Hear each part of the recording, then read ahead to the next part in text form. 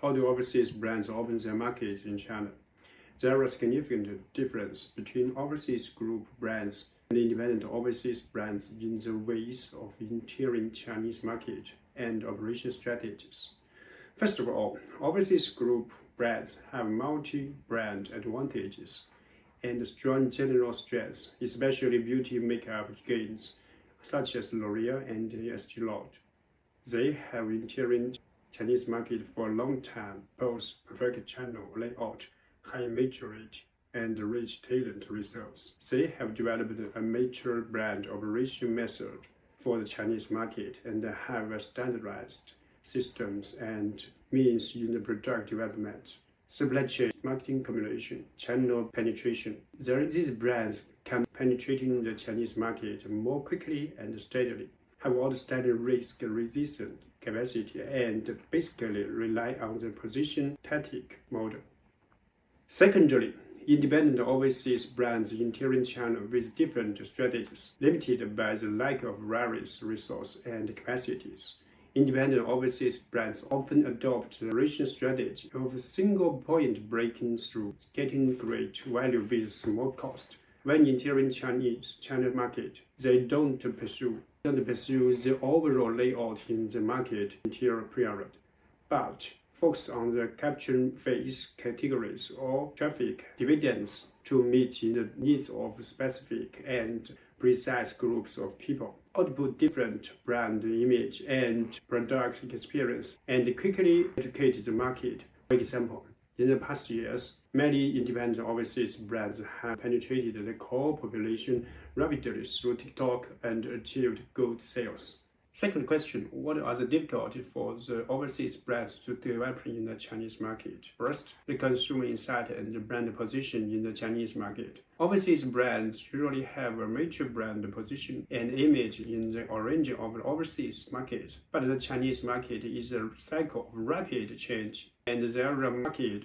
difference in the intergenerational switch and the product demand of Chinese local consumers. How to quickly gain the insight into the underlying needs of Chinese consumers and establish a good brand position and image is the first challenge for overseas brands to enter Chinese market and participate in the competition. I think the second is localized operation and organization efficiency. The intensity of aggregate competition in the Chinese market is higher than that in the overseas market in the consumer mentality. Marketing communication compliance for the overseas brands, the most direct and effective way to gain foothold in the Chinese market is to construct an efficient, localized operation and management team which can cope with the fierce competition in the domestic market in organizational and operational efficiency. And the third one, I think, is the rapid response of the supply chain. China's local beauty makeup market changes rapidly and is fierce competitive, and the response speed of the supply chain is crucial. Many overseas brands are unaccustomed after entering China, which is mainly attributed to the supply chain. Their product integration speed and the production delivery efficiency are far from meeting the fast response and demand of Chinese market, so that they miss the window of rapid development and are even forced to withdraw from the Chinese market. The third question is how to do overseas brands build competitiveness? The third question is how do overseas brands build competitiveness in Chinese market?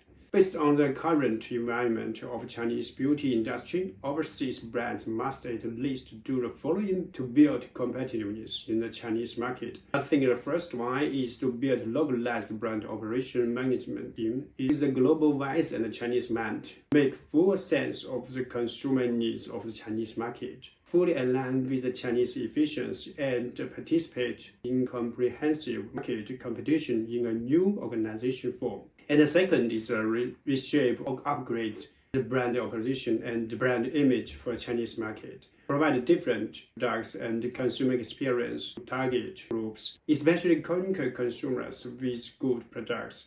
Implement a strategy of flagship product in the Chinese market and build a Chinese brand of overseas brands. I think the third one is integrate and upgrade the global supply chain to meet the rapid response and the demand of the Chinese market. improve the product development efficiency and update speed, and ensure cost control and large scale, high flexible product delivery. I think the fourth is content with the local atmosphere of China and marketing.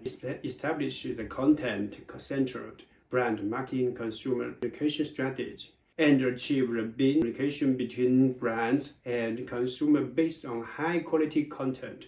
I think the fifth one is adapt to China's local laws and regulation quickly, accelerate the general trend of cohort products, break the cross-border barriers, and realize all many channels business in the Chinese market. For the first question, what are the most efficient scale platform or channel for landing of overseas brands? It blends the overseas brand mainly internal channels through the domestic mainstream cross-border e-commerce platforms, which including the mainstream D2C and B2C channels such as Tmall, Global, TikTok, Global, JD Worldwide, and VIP Shop International. The operation strategy of overseas brands in China will be more localized and not second to many leading domestic brands. Overseas brands can also quickly capture traffic and channel dividends, especially the rapid of TikTok e-commerce in the past 2 years has brought a new engine for the explosive growth of the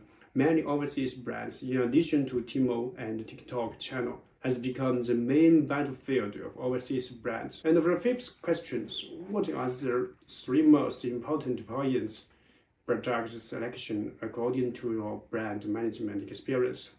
I think the first one is the category opportunities. The starting point of overseas brand product selection must be based on the consumer needs of the Chinese market. There is a window of opportunity for specific categories in the different times and development strategies, and it is critical to gain the insight and anticipate categories, trends, and unmet potential needs. Seasonal dividends of these categories is the biggest boost for overseas brands to overtake from 0 to 1. This has been proved by the explosive growth of high-end facial essence, facial mask, and sunscreen categories in the brand matrix of GOLONG in the past 10 years. The second, brand equity. Brand equity is the most important point in the product selection and brand acquisition compared to domestic brands. The biggest advantage of overseas brands is their unique and scarce brand equity and high-end experience. Currently, overseas brands still dominate the high-end beauty segment market in China, and the price of around 300 is very satisfying for most domestic products. In the high-end field, international brands and some overseas high-end niche brands hold a safe lead. We prefer high-end brands with long history in the country origin, long-term participation, unique brand's position, and attractive brand story and spiritual culture core. In addition to expression of technique and product efficacy level, the consumer resonance from aesthetic, emotional connection, and expression is more important, which determines the long-term value of brand equity. And third is the product experience. High-end or luxury brands position come from product high quality, in product power and product experience. We pursue the highest quality and bring consumers the ultimate product and service experience. In the Chinese market, creating star items with the broad consumer awareness is only way. Over the past 10 years, GOLONG Group has continued to provide Chinese consumers with skincare product, technology, and efficacy, and have been validated the global market for a long time, as well as live aesthetic products with ultimate immersion value, and firmly consolidate its category mental advantage with high-end categories as the main battlefield with its our product concept